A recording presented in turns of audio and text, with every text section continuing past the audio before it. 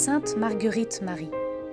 Sainte Marguerite Marie vint au monde le 22 juillet 1647 dans le village de Vérovre, au hameau de l'Haute-Cour, diocèse d'Autun. Elle fut baptisée en l'église de Vérovre, dont son oncle Antoine Alacoque, qui fut son parrain, était alors curé.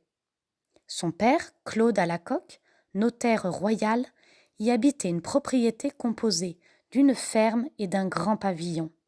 C'est là que se passa l'enfance de Marguerite, à part vers l'âge de 4 ans, un long séjour chez sa marraine, au château de Corcheval. Sa marraine la laissait libre de jouer, de courir dans les allées et les charmilles du parc. Mais sur la terrasse du château s'élevait une chapelle, et Marguerite se faisait une joie d'y entrer à chaque instant. Les personnes chargées de sa surveillance ne la trouvaient-elles ni dans les jardins ni dans la maison ? Elles n'avaient qu'à pousser la porte de la chapelle. Elles apercevaient l'enfant, à genoux sur les dalles, ses petites mains jointes, immobiles, les yeux fixés sur le tabernacle où elles savaient que Jésus habitait dans la sainte hostie. Marguerite quittait la chapelle à regret quand on l'appelait, car elle serait restée là des heures entières sans s'ennuyer. À l'Haute-Cour, près de la maison de ses parents, se creuse un petit vallon abrité de chênes. Marguerite s'y plaisait plus que partout ailleurs. De loin, assise sur une roche, elle apercevait l'église du village et même, à travers les vitraux, le reflet de la lampe du sanctuaire. Elle pensait à Jésus et lui disait qu'elle l'aimait. C'est chose extraordinaire qu'une petite fille prie si longtemps. D'habitude, les enfants, après un Notre Père ou un Je vous salue Marie, se sauvent bien vite jouer. Mais le bon Dieu a tiré le cœur de Marguerite comme avec un aimant et la voulait tout à lui, parce qu'il lui réservait une grande mission. Aussi, toute petite, lui fit-il comprendre la laideur du péché et l'horreur de la moindre tache sur la blancheur de son âme. Très vive, très remuante, devant un caprice, une dispute, l'on n'avait qu'à me dire, raconte Marguerite, que c'était offenser Dieu, cela m'arrêtait tout court.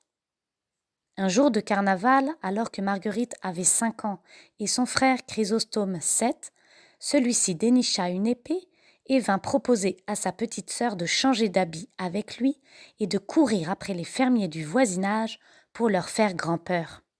Mais Marguerite refusa, craignant de commettre un péché. À l'âge de 8 ans, Marguerite perdit son père. Sa mère, accablée par le chagrin, absorbée par ses affaires à démêler, ses terres à surveiller, dut se décider à mettre sa petite fille en pension chez les Clarisses de Charolles. Marguerite, si pieuse, se plut au milieu des religieuses. Celles-ci, de leur côté, admiraient cette charmante enfant, docile, appliquée à l'étude du catéchisme. Elles virent que cette petite âme pure désirait ardemment recevoir notre Seigneur dans la Sainte Eucharistie. Aussi, malgré tous les usages de ce temps, la préparèrent-elles à faire, dès l'âge de 9 ans, sa première communion. Cette rencontre avec Jésus alluma dans le cœur de Marguerite une flamme d'amour qui devait toujours grandir. À partir de ce moment, on la vit changer. Elle, si joyeuse, si remuante dans les récréations, ne sut plus s'amuser. À peine commençait-elle à courir, à jouer avec les autres élèves, qu'il lui semblait qu'au fond de son cœur, notre Seigneur lui rappelait qu'il était là et l'incitait à le prier. Il lui fallait quitter les jeux, aller se cacher dans un coin des bâtiments et s'y mettre à genoux. Marguerite ne cherchait qu'à copier les religieuses et rêvait de devenir comme elles. Mais peu après sa première communion, elle tomba gravement malade. Elle ne pouvait plus marcher, souffrait sans cesse, devenait si maigre que les os lui perçaient la peau de tous côtés. On dut la ramener chez sa mère.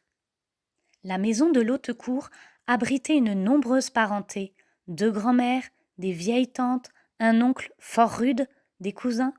Tout ce monde se disputait souvent et faisait grand bruit.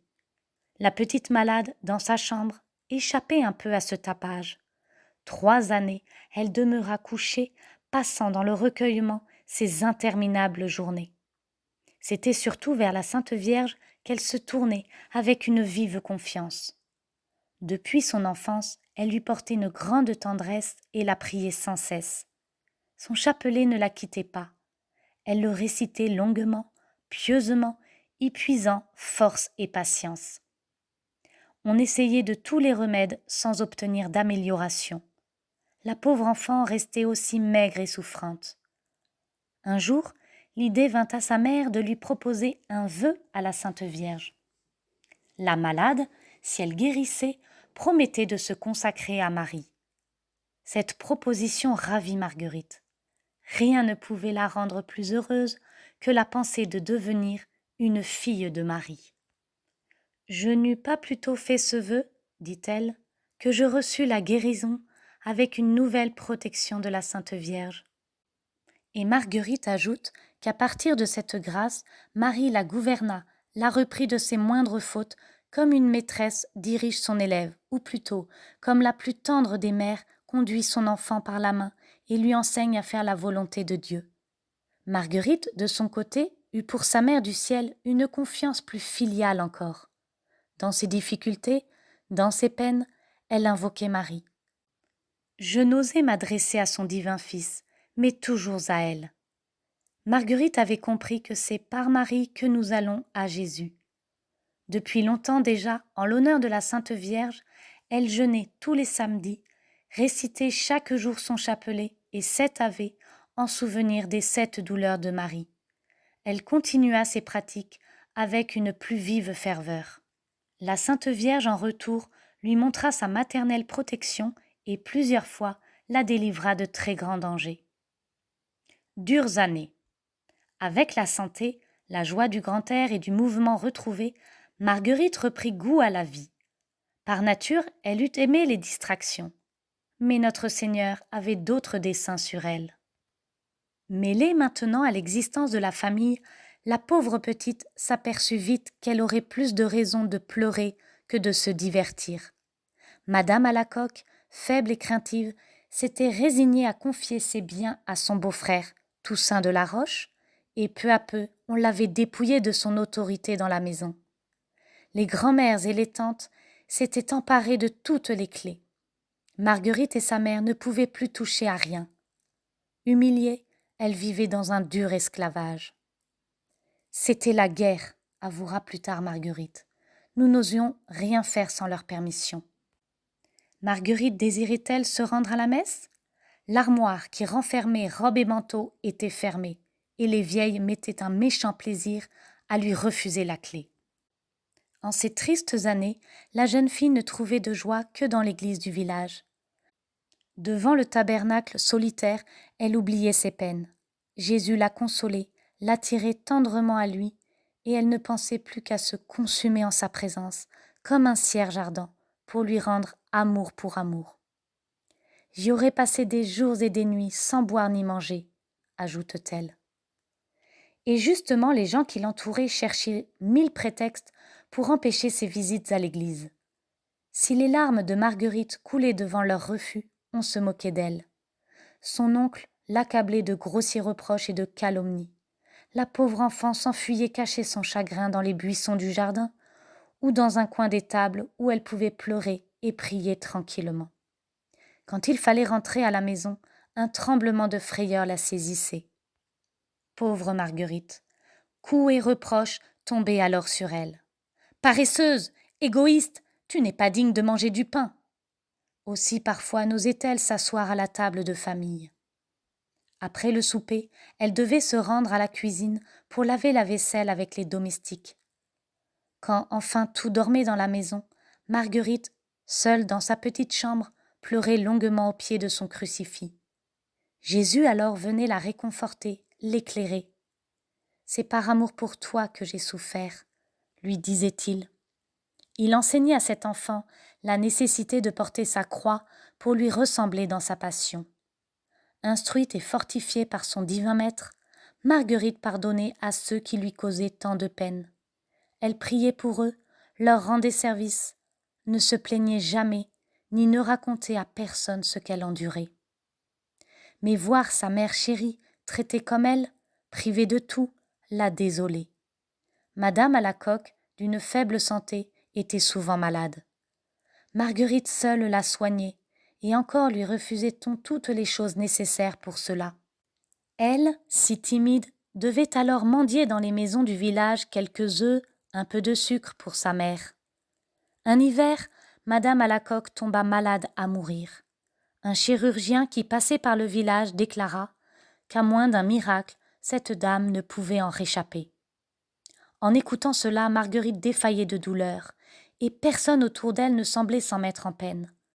La pauvre enfant recourut à la Sainte Vierge, son refuge habituel, et à l'Église supplia Notre Seigneur d'être lui-même le médecin de sa malheureuse mère. Rentrée à la maison, Marguerite, pleine de confiance en Dieu, se mit à panser les affreuses plaies de la malade, et en peu de jours, celle-ci fut guérie. La vocation. Quand Marguerite eut 18 ans, les choses changèrent autour d'elle.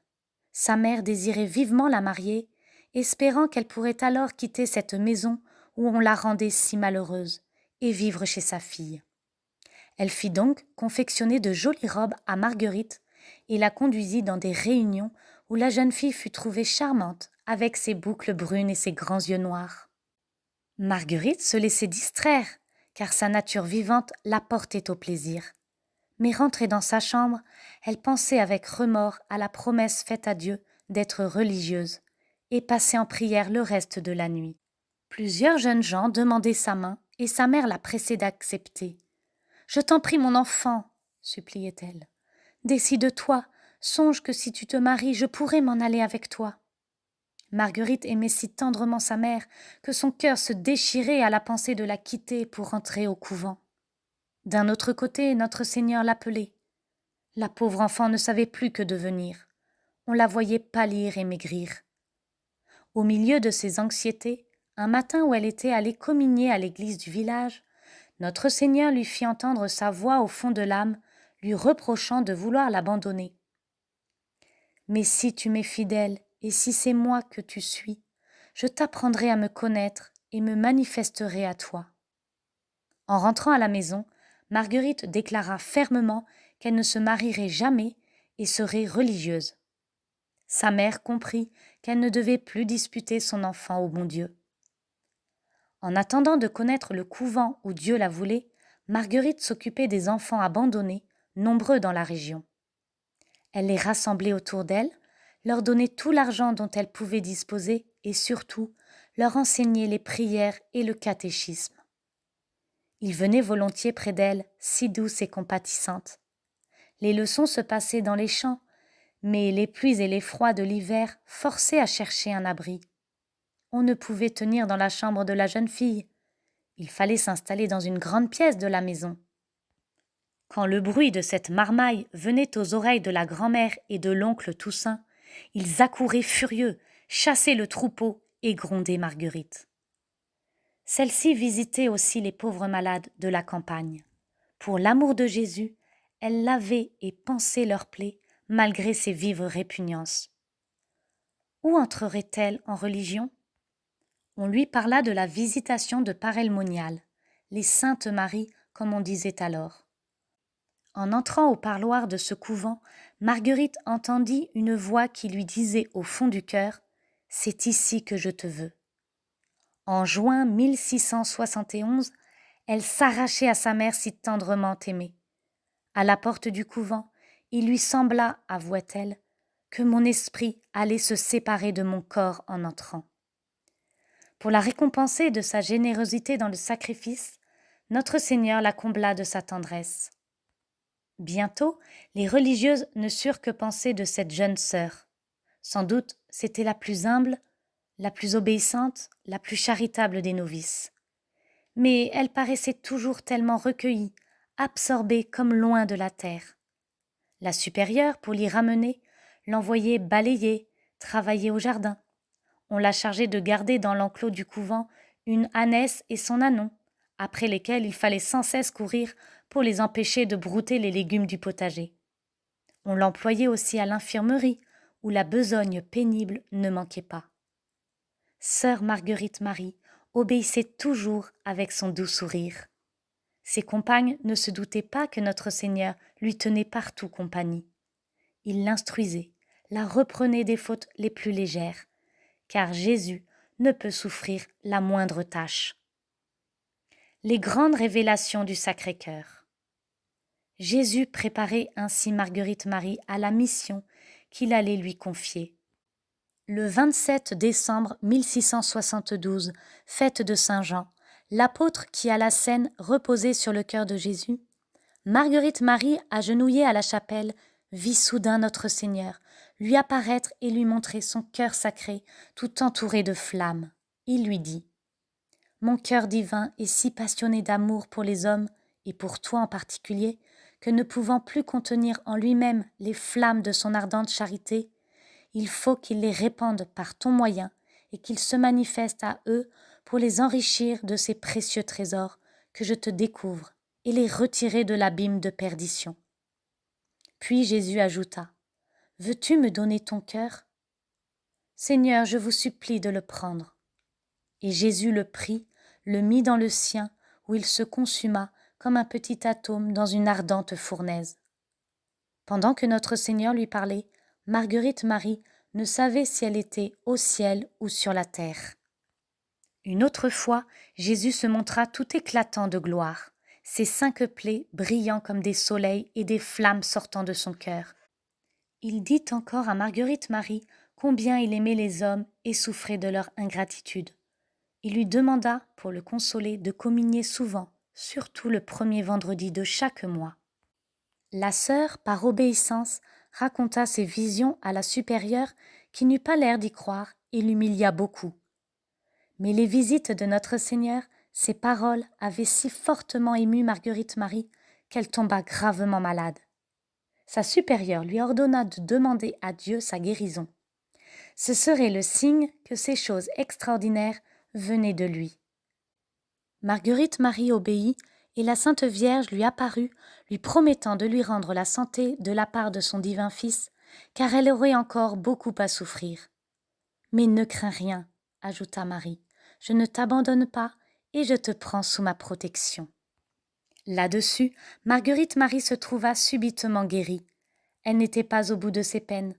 Malgré tous ses efforts pour cacher les grâces merveilleuses qu'elle recevait et s'appliquer à son travail, on se doutait autour d'elle qu'il se passait quelque chose d'extraordinaire. On l'accablait de reproches, de moqueries, et les gens ignorants déclaraient que c'était le diable qui la trompait. L'humble Marguerite-Marie ne savait plus que penser. À ce moment, Dieu envoya à son secours un saint religieux fort instruit, le père Claude de la Colombière. Il écouta longuement les récits de Marguerite-Marie, examina ses paroles et surtout sa conduite, et lui déclara qu'elle pouvait être en paix, car ses visions étaient de Dieu. Vint le mois de juin 1675. Dans le jardin du couvent, les roses et les lys s'épanouissent sous le soleil. Les cierges brûlent sur l'autel de la chapelle, tout orné de fleurs. Marguerite-Marie est en adoration devant la Sainte Hostie exposée. Soudain notre Seigneur lui apparaît et lui dit « Voici ce cœur qui a tant aimé les hommes, qu'il n'a rien épargné jusqu'à s'épuiser et se consumer pour leur témoigner son amour. Et pour reconnaissance, je ne reçois de la plupart que des ingratitudes par leur irrespect et leur sacrilège, et par les froideurs et les mépris qu'ils ont pour moi dans ce sacrement d'amour. » Et Jésus demande qu'en réparation, une fête soit célébrée chaque année, le vendredi après l'octave du Saint-Sacrement. La messagère de Jésus. Notre Seigneur a donc chargé Marguerite-Marie de nous rappeler son immense amour que nous oublions trop souvent. Si les hommes se tournaient avec confiance vers le cœur de Jésus, ils y trouveraient le salut pour eux et pour leur pays, car le Sacré-Cœur a promis d'être pour notre patrie une source inépuisable de miséricorde, détournant la justice de Dieu de tant de crimes qui se commettent en France. Mais il faut consoler son cœur divin, si cruellement offensé, et faire pour cela tout ce qu'il demande. Tâche écrasante pour une pauvre petite religieuse, timide et craintive, qui ne sort pas de son couvent. Mais elle ne s'appuie que sur Dieu seul pour accomplir sa mission. Que de peines, d'humiliations, de critiques à subir pour obéir à notre Seigneur. Le 20 juillet 1684, devant une image du Sacré-Cœur, simplement dessinée à l'encre sur une feuille de papier et posée sur un petit autel orné de fleurs par les novices, Marguerite Marie, prosternée, se consacre au cœur de Jésus. Quelques années plus tard, dans l'enclos de la Visitation, s'élève une petite chapelle dédiée au Sacré-Cœur. La nouvelle dévotion commence à se répandre. L'âme de Marguerite Marie est dans la joie. « Je n'ai plus rien à souhaiter, dit-elle.